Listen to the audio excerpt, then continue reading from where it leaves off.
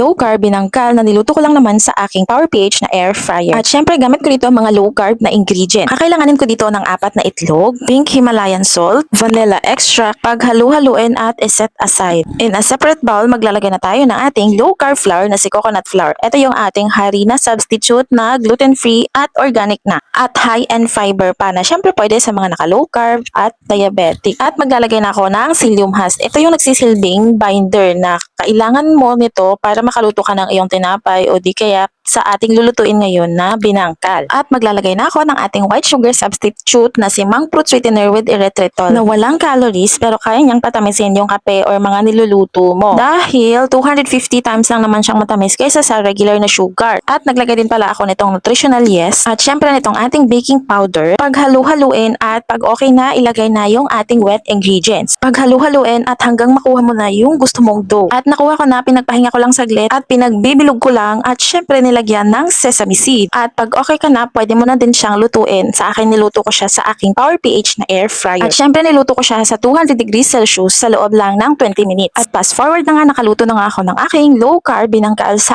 aking Power PH na air fryer. Gamit lang po syempre yung mga low carb na ingredients. Kain po tayo!